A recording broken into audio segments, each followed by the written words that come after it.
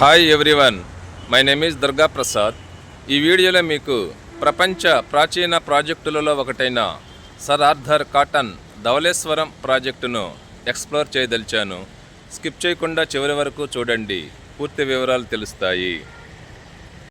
అది దేశంలో ప్రధానమైన బ్యారేజీలలో ఒకటి, ప్రపంచంలో పురాతన ఆనకట్టలలో ఒకటిగా వార్తల్లో నిలిచింది.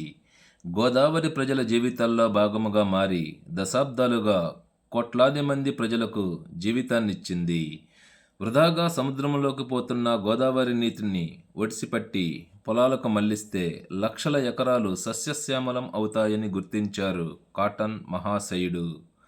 ఇందుకోసం తనకున్న పరిమిత వనరులతోనే ధవళేశ్వరం ప్రాజెక్టు నిర్మించటం ప్రారంభించారు. సర్ ఆర్థర్ కాటన్ బ్యారేజ్ ఆంధ్రప్రదేశ్లో రాజమహేంద్రవరంలో ధవళేశ్వరం వద్ద కలదు. బ్రిటిష్ ఇరిగేషన్ ఇంజనీర్ అయిన సర్ ఆర్థర్ కాటన్ థామస్ దీని యొక్క నిర్మాత.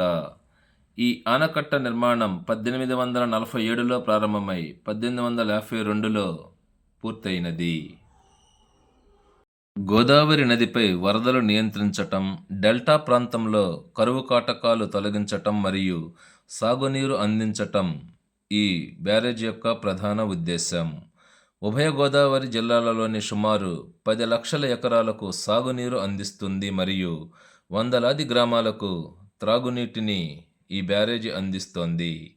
గోదావరి నదిపై ఉన్న ఈ బ్యారేజీ తూర్పు మరియు పశ్చిమ గోదావరి జిల్లాల ఆర్థిక వ్యవస్థకు వెన్నెముకగా నిలుస్తోంది. దీనిపై వరద ప్రవాహం భారీగా ఉంటే గేట్లు ఎత్తి నీటిని సముద్రంలోకి వదులుతారు.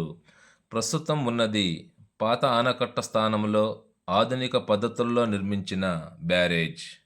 ఈ బ్యారేజీకి మొత్తం 175 గేట్లు ఉన్నాయి. దీని మొత్తం పొడవు 3.5 కిలోమీటర్లు. ఈ బ్యారేజీ 4 భాగాలుగా విభజించబడింది. ఇది గోదావరి నది యొక్క 4 పాయలను కలుపుతున్నది. ఇది గోదావరి నది ఉధృతిని తగ్గించి డెల్టా ప్రాంతాన్ని కాపాడుతుంది.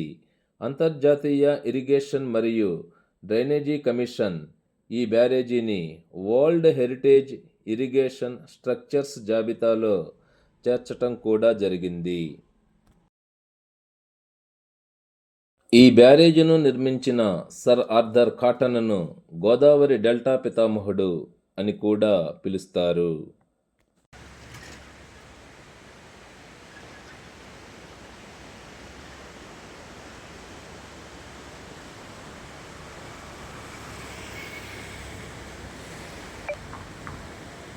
రాజమహేంద్రవరం ఎలా చేరుకోవాలో చూద్దాం.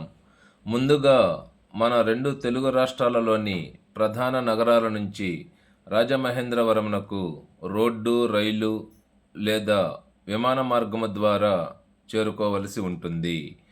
రాజమహేంద్రవరం నుండి ధవళేశ్వరంకు బస్సు లేదా ఆటో ద్వారా హాఫ్ అన్ అవర్ లోపు ఈజీగా మనం చేరుకోవచ్చు. రాజమహేంద్రవరంలో నైట్ స్టే చేయాలంటే బస్టాండ్ లేదా రైల్వే స్టేషన్ సమీపంలో హోటల్ రూమ్స్ చాలా వరకు అందుబాటులో ఉంటాయి. 2 మెంబర్స్కి నాన్ ఏసీ రూమ్ అయితే 1000 వరకు, అదే ఏసీ రూమ్ అయితే 2500 వరకు. అక్కడ హోటల్ను బట్టి రేట్లు అందుబాటులో ఉంటాయి, గమనించగలరు. ప్రభుత్వం పూర్తి స్థాయిలో ఈ కట్టడం మరింత కాలం మన్నేలా చర్యలు చేపట్టాలని కోరుకుంటూ మీ దుర్గా ప్రసాద్.